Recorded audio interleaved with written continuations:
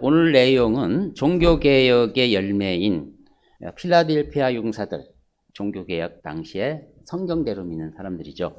그들의 신앙이며 성경적으로 건전한 교리입니다. 이것을 제가 준비를 했습니다. 첫 번째로 알아야 할 진리는 하나님은 의로우신 분이며 또 의롭게 하시는 분이시다 하는 것이죠. 만약 통치자가 의롭지 못하면 그 나라는 어떻게 다스릴 수가 있겠습니까? 혹시 불의한 자가 나라를 다스릴 수도 있습니다. 그러나 그 나라는 얽막하지 못합니다. 하나님 나라가 영원전부터 존속하였으며 영원에 이르게 된다는 사실을 우리가 믿음으로 안다면 그 하나님의 의가 얼마나 견고하고 완전무결하겠습니까? 그래서 이것을 우리는 확실히 믿는 것입니다. 우리가 전체 만환경을 통해서 하나님 나라를 직접 볼 수는 없지만 그 중간계에 속하는 광대한 우주 세계는 보죠. 그러면 거기 얼마나 놀라운 그 천체들이 보입니까? 한 치의 오차도 없이 이렇게 운행되는 그 우주를 보면 그분이 얼마나 완벽하신 분인가를 알 수가 있습니다. 또 그런 실증적인 근거가 아니더라도 논리적으로 생각을 해봐도 우리가 유일하신 하나님, 절대적인 하나님을 믿는다고 한다면 그 믿음으로도 충분히 추론할 수가 있어요. 그분이 완전하신 분이라면 그가 하는 모든 일이 완전하고 옳고 참이라야 하죠. 만약 그렇지 않다면 우리가 그분을 믿을 이유가 없는 것입니다. 하나님을 믿는다면 그분의 명령은 언제나 무엇이든지 참되고 의로운 것임을 믿는 것입니다. 따라서 그 명령을 거부하는 것은 바로 그 자가 곧 악인이며 그 자가 곧 하나님의 진노의 대상이 되는 것입니다. 두 번째 알아야 할 진리는 하나님은 인간을 오직 하나님의 영광을 위해서 살도록 만드셨다는 사실입니다. 그렇기 때문에 인간은 하나님께 영광을 돌리고 하나님으로부터 빛을 발하게 되어 있습니다. 우리가 그분 안에 질서 있게 있으면서 명령을 따른다면 하나님의 영광은 그 삶 속에서 반드시 드러나게 됩니다. 이것은 마치 농부가 하늘 뜻을 따라 잘 농사를 지면 아주 풍성한 수확을 얻는 것과 같은 이치입니다. 고린도전서 10장 31절에도 그러므로 너희가 먹든지 마시든지 무엇을 하든지 다 하나님의 영광을 위해서 하라, 이 말씀이 있는데 이 말씀은 여러분이 평생을 기억해야 할 말씀입니다. 이것은 아나바프티스트들과 청교도인들의 삶의 원칙이었습니다. 우리도 마지막을 기다리는 라오디게아 시대의 그리스도인인데 우리도 역시 선배들의 신앙을 따라서 이 말씀을 마음속에 새기고 주님을 만나야 될 것입니다. 또 우리가 알아야 할 세 번째 진리는 인류의 조상 아담이 죄에 빠지게 되었다는 사실을 알아야 되는 것입니다. 하나님은 이 금단의 열매를 하나 세우셔서 동산에 두셨습니다. 그 나무를 통하여 아담이 얼마나 신실하게 하나님의 뜻에 순종하는가를 시험하신 것입니다. 오직 한 명령만 주어졌습니다. 특이하지 않습니까? 명령이 하나뿐이면 100% 지키든지 아니면 100% 거역하든지 둘 중에 하나가 될 겁니다. 하나이니까. 이것은 무엇을 시사하느냐면 하나님의 명령은 100% 다 지켜야 된다는 뜻입니다. 중간에 30%, 50%, 70% 그런 거 없다는 거죠. 단 하나라도 어기면 절대 의로우신 분의 명령을 어긴 것이므로 그는 불순종한 죄인으로 낙인이 찍히는 것입니다. 바로 그런 의미에서 하나님께서는 명령을 하나를 준 것입니다. 이것이 쉬운 것인지 어려운 것인지 이런 거 따질 여지가 없어요. 의로우신 하나님 앞에서 죄의 크고 작음이 결코 문제가 안 됩니다. 그래서 10계명 중 어느 한 계명만 어겨도 하나님은 율법을 다 어긴 거라고 말씀하신 것이 바로 그것 때문에 그렇습니다. 모든 불의는 불순종에서 시작이 됩니다. 본문 19절에도 보면 한 사람의 불순종으로 인하여 많은 사람이 죄인이 되었다고 말합니다. 또 한 사람의 순종으로 인하여 회복된다고 합니다. 많은 사람이 의인이 되리라 이렇게 말씀하시는데 하나님의 말씀을 순종한다는 것이 얼마나 중요한 것인지를 우리는 여기서 알 수가 있습니다. 아담은 유혹에 빠져서 그런 절대절명에 준수해야 할 계명을 업신여겼죠. 그런 변명의 여지가 없이 100% 계명을 어긴 자로서의 대표하는 인물입니다. 곧 인류가 그런 존재인 것입니다.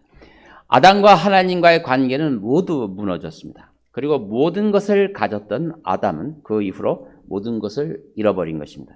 네 번째 알아야 할 진리는 아담의 죄는 후손에게 전가된다는 것입니다. 성경을 읽어야 된다는 것을 우리는 잘 알면서도 참 이것을 실천하기가 왜 이렇게 어려운지 모릅니다. 지난주 제가 설계에서 여러분에게 촉구를 했죠. 잘 하고 계십니까? 저도 7장 정해서 지금 하고 있습니다. 이것은 하나님의 말씀에 대해서 불순종하고자 하는 성향이 내 몸에 이미 장착되어 있어요. 이게 사실인 것입니다. 이 성향은 어릴 때부터 물려받은 것입니다.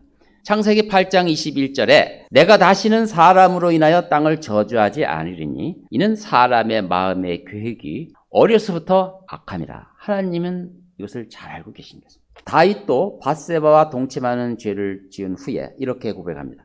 보소서 내가 죄악 중에 태어났고 죄 중에서 내 어머니가 나를 배었나이다.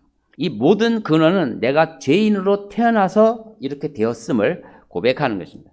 이것은 자기가 지은 죄를 떠넘기는 게 아니에요. 어머니한테 떠넘기는 것이 아니고 이것은 회개의 깊이가 이렇게까지 가요. 나는 근본이 잘못된 사람이다라고 얘기하는 것입니다.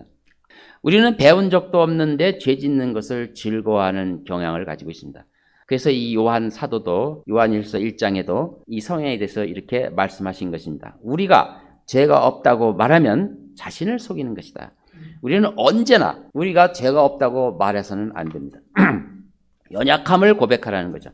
그 원죄의 결과 모든 인류는 죄를 짓게 되었습니다. 죄를 지어서 죄인이 아니라 죄인으로 태어났기 때문에 우리는 죄를 짓는 것입니다.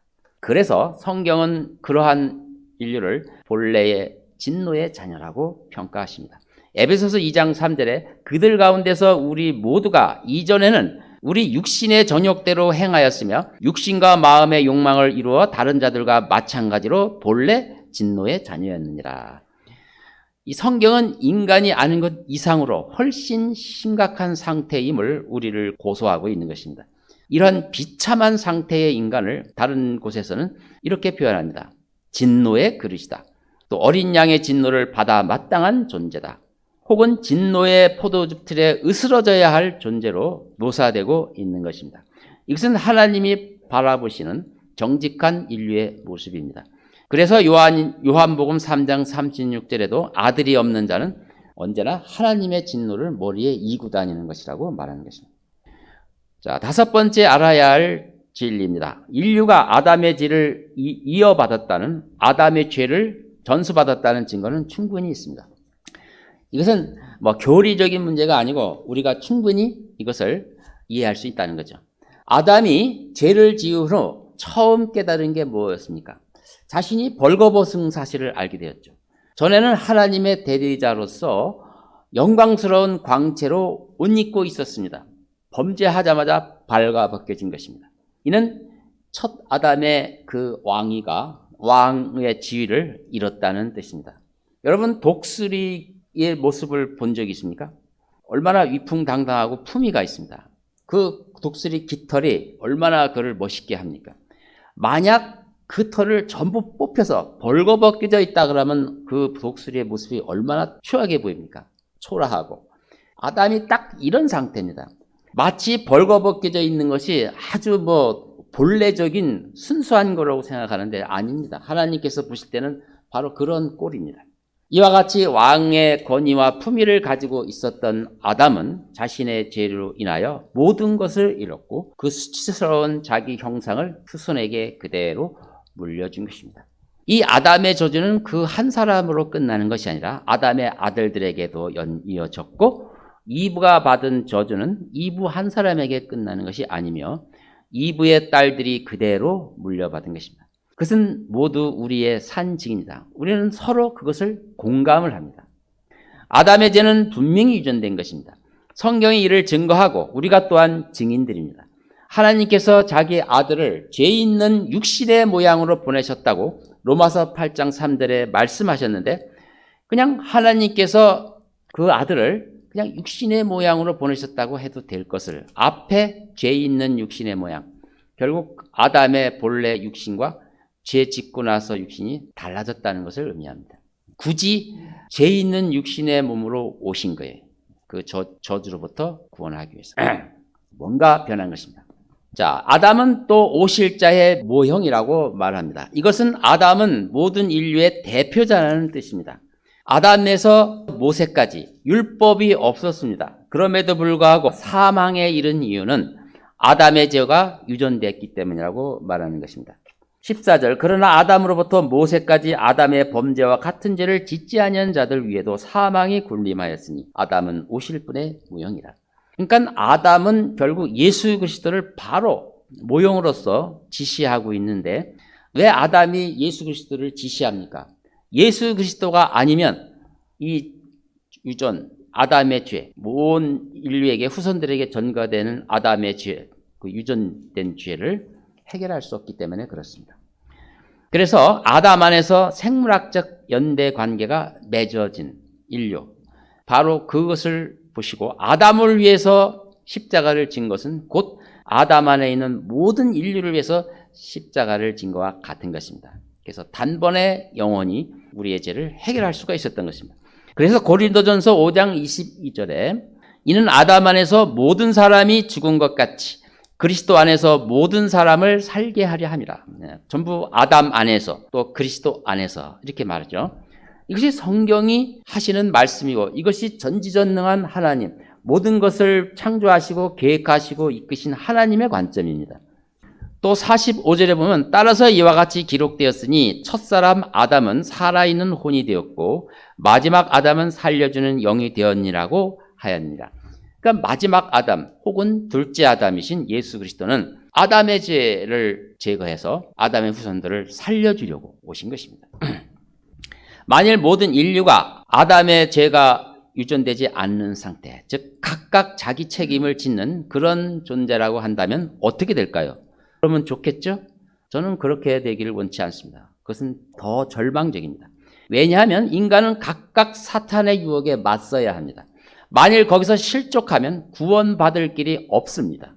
왜냐하면 그 수많은 인류를 위해서 완전한 희생제물을 다 예비해야 되는데 하늘과 땅에 인류의 죄를 제거할 희생제물이 많이 있습니까? 단 한 분밖에 없어요. 그래서 필연적인 것입니다. 천사들은요, 한 번 죄를 지으면 용서받을 수 없습니다. 그 이유는 그들은 우리 인간들처럼 이렇게 연대되어 있지 않아요. 아담 안에 넣어지거나 이런 것이 아니라 각자 독립적인 존재, 각자 독립적인 것이고 자기 책임을 져야 할 존재이기에 인간이 만일 그런 존재라고 한다면 왜 하나님께서 우리에게 유전죄를 줘서 이렇게 고생스럽게 하냐고 말한다면 여러분은 잘못 생각하는 것입니다. 천사처럼 되려고 합니까? 그럼 당신은 끝난 겁니다. 죄를 한 번 졌으면 돌이킬 수가 없습니다. 하나님의 의가 얼마나 큰지 아십니까? 아무리 사소한 죄라도 지었으면 그것은 곧 지옥에 갈 죄입니다. 어느 목사님 설교를 듣고 난 그분이 경험한 이야기를 잠깐 전하고자 합니다. 그분은 복음적인 설교를 강하게 하시는 분인데, 미국에 계신 분인데, 그러니까 강력하게 이제 회개를 촉구하는 설교를 하고 이제 사람을 초청하고 있는데, 9살 된 소년이 그 자리에서 일어나서 저기서 이렇게 아주 십자가를 진 모습으로 천천히 걸어와서 물어봤다는 거예요. 얘야, 무슨 일로 나오냐? 그러니까 저는요 지옥 갈 것 같아요. 저는 지옥 가기가 무서워서 나왔습니다. 네가 무슨 죄를 이렇게 졌길래 그런 생각을 가졌어? 그랬더니 오늘 아침에 엄마 말씀 안 들었거든요. 이렇게 해서 이제 나왔다는 거예요. 이 전 회중에게 무엇을 가르치려고 했던 거죠? 성령이 역사하셔서 그런 사소한 죄라고 해서 하나님이 넘어가는 게 아니다. 그 사소한 죄도 지옥에 갈 수 있는 죄라는 것을, 하나님의 의는 그토록 엄하고 귀하다는 사실을 온 회중들이, 오늘날 21세기 죄에 대해서 둔감한 이 인류에게, 이 사람들에게 하나님께서 알려주신 것이라고 들었습니다. 저는 그것이 공감합니다. 성경을 읽으면 아무리 작은 죄도 하나님은 용납할 수가 없어서 그것 때문에 그 아들을 죽이시는 거예요. 하나님. 큰 죄, 작은 죄가 의미가 없어요. 창세전부터 인류가 연약하여 넘어질 것을 미리 아신 하나님께서 아들에게 물어보십니다. 창세전에 있던 일을 상상을 좀 해본 겁니다. 아들아, 이들이 실족할 것 같은데 실족할 경우 이들을 되찾기 위해서는 필연적으로 누군가의 피를 흘려야 된단다. 근데 누가 이들을 위해서 나서겠는가? 이때 아들이 말씀하십니다. 아버지시여, 제가 그들을 위하여 중보자가 되겠습니다. 아버지는 또 이렇게 말합니다. 그러나 아들아, 그 대가는 조금도 감해지지 않을 것이다. 나의 완전한 의는 아들이라도 봐줄 수가 없단다. 진노를 온전히 받아야 된다. 아들이 말씀합니다. 아버지시여, 마땅히 그리하셔야 됩니다. 저를 믿으십시오. 제가 담당하겠습니다. 이렇게 사전 합의가 이루어진 후 세상이 창조된 것입니다. 그리고 모든 인류는 아담 안에서 연대가 된 것입니다. 그래서 아담이 지은 죄는 곧 우리가 지은 죄고, 결코 아담의 지은 죄를 왜 내가 져야 된다고 항의해서는 안 됩니다. 오히려 그것은 은혜인 것입니다. 하나님께서 우리를 사랑하신 은혜라. 모든 인류가 하나님의 언약 아래 놓여서 구원받게 하려고 이렇게 하신 것입니다. 그래서 천사들이 우리를 보고 부러워하는 것입니다. 7번째 알아야 할 진리는 그 원죄의 결과는 비록 그러한 약속이 되어 있고 했다 할지라도 그 원죄의 결과는 아주 끔찍한 것입니다. 모두에게 죽음이 찾아온 것입니다. 점점 육체는 썩어가고 어떤 사고나 병에 인간은 목숨을 내어놓을 수밖에 없는 것입니다.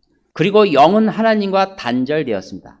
그래서 하나님이 이제부터 긍휼과 은총으로 찾아오시지 않는다면 인간은 하나님을 만날 도리가 없습니다.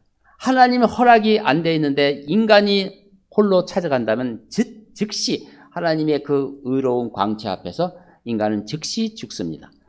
그래서 모든 자연 종교는 다 가짜인 것입니다. 그들이 말하는 하나님은 전부 가짜 하나님이다. 인간이 스스로 찾아가서 하나님을 만난 적이 없습니다. 우리의 유일한 희망은 그분이 스스로 우리를 찾아오셔서 만나 주셔야만 바로 그분이 참 하나님이고 그분은 은혜로 긍휼과 은총 가운데서 오셔야만 우리는 죽지 않는 것입니다.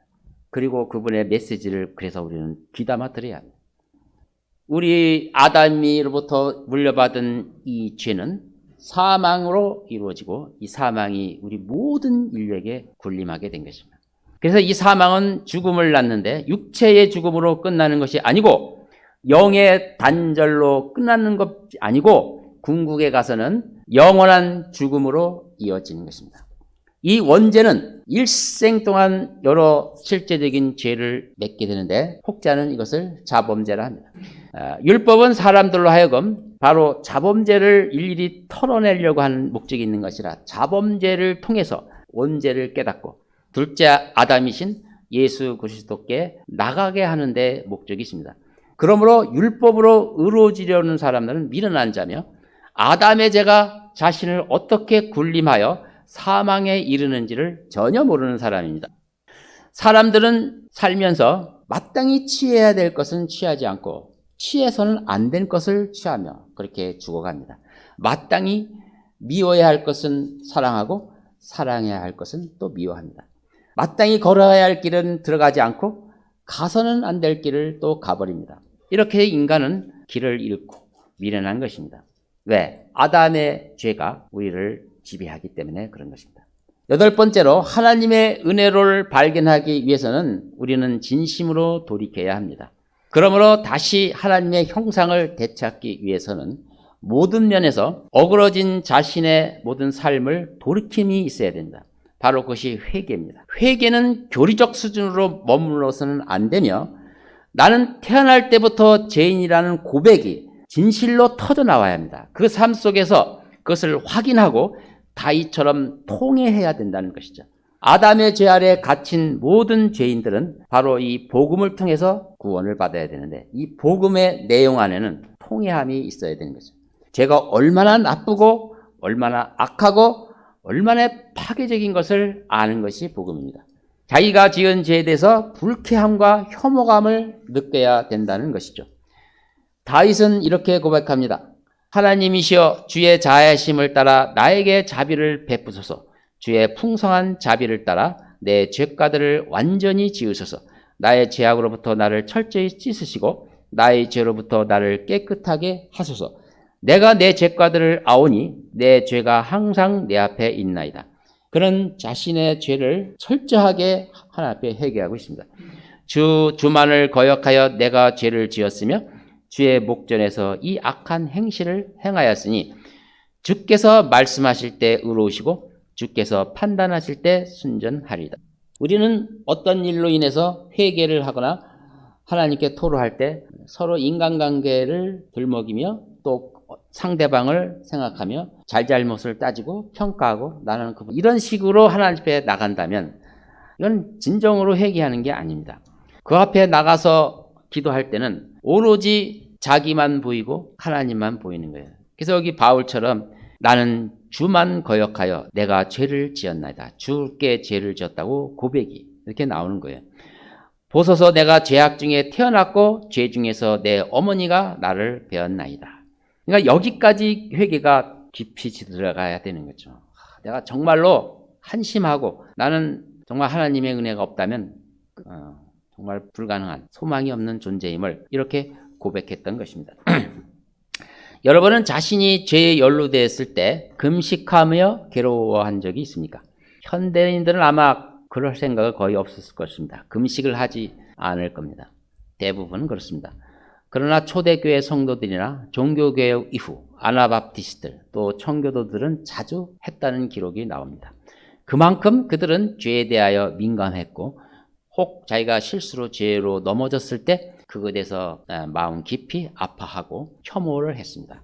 자신의 뻔히 죄인 줄 알면서도 그렇게 오랫도록 끌어안고 살 수 있다는 것이 얼마나 아이러니합니까?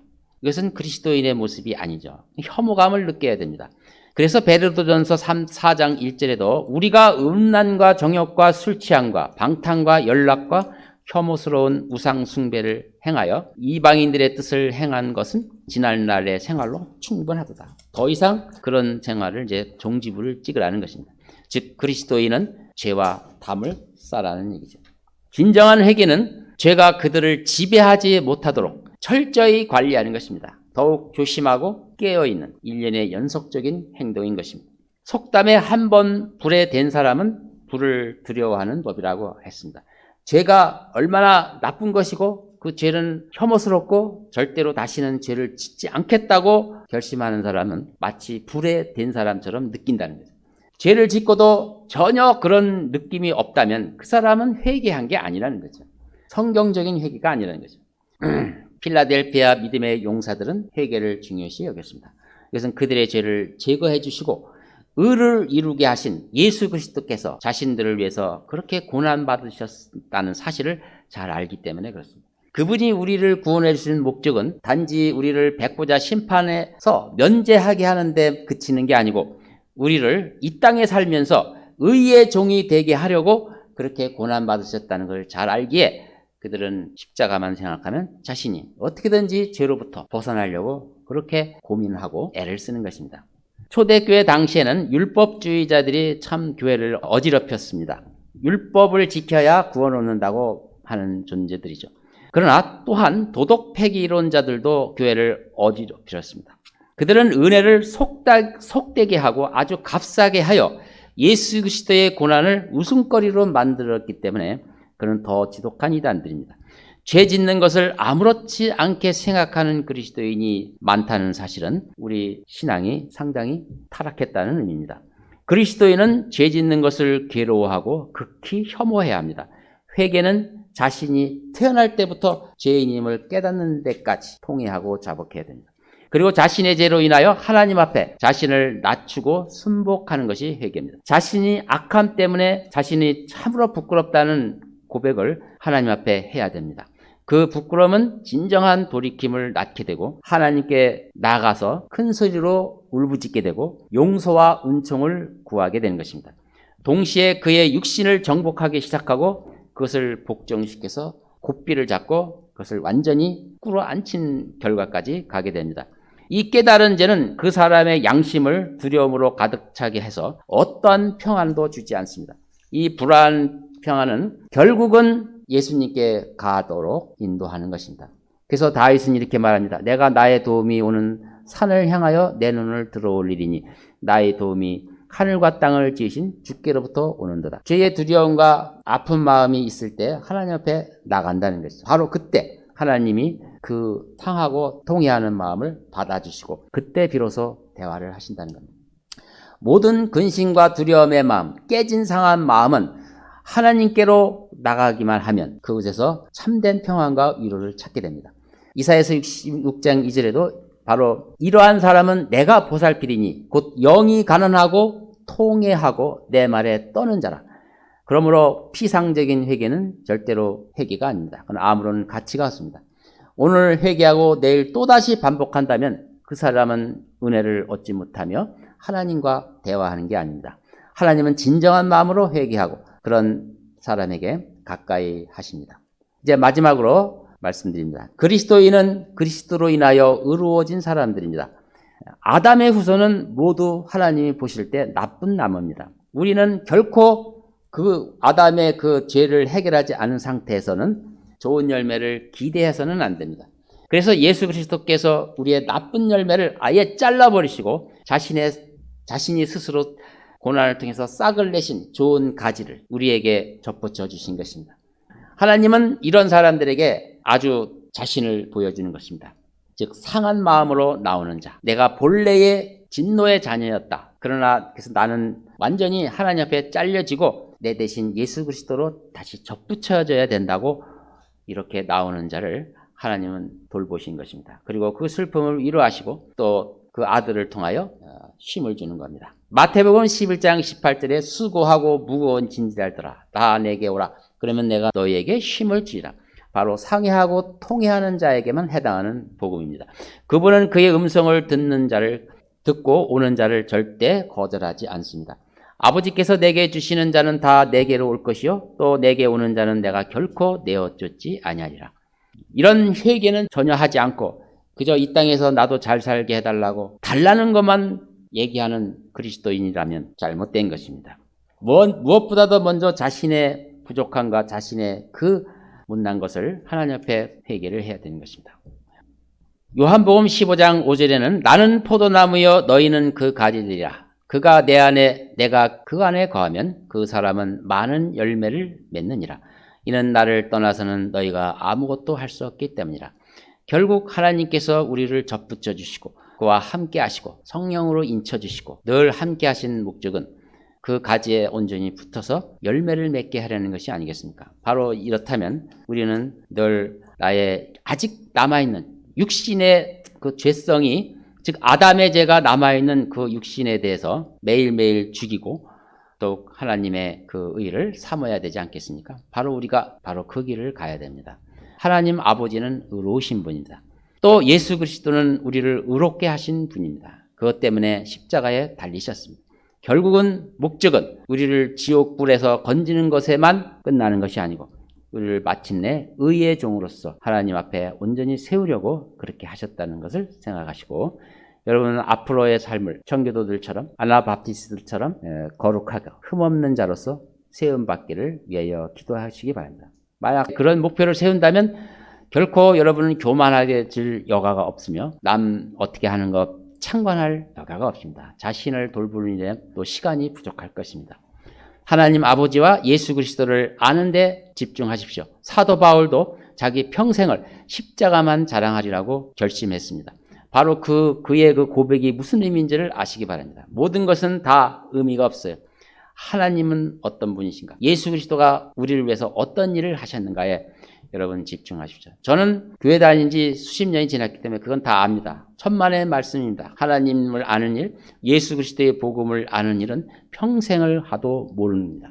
우리가 예수님이 어느 곳에 오시고 언제 오시고 어떻게 오시고 하는 그분의 재림의 모든 것은 성경을 통해서 다 알지 몰라도 적어도 하나님이 어떤 분이신가, 그분 예수 그리스도의 은혜가 얼마나 큰 것인가는 평생을 다해도 알지 못하는 것입니다. 우리가 무엇을 더 우리 마음속에 새겨야 될지 하나님은 말씀해 주는 것입니다.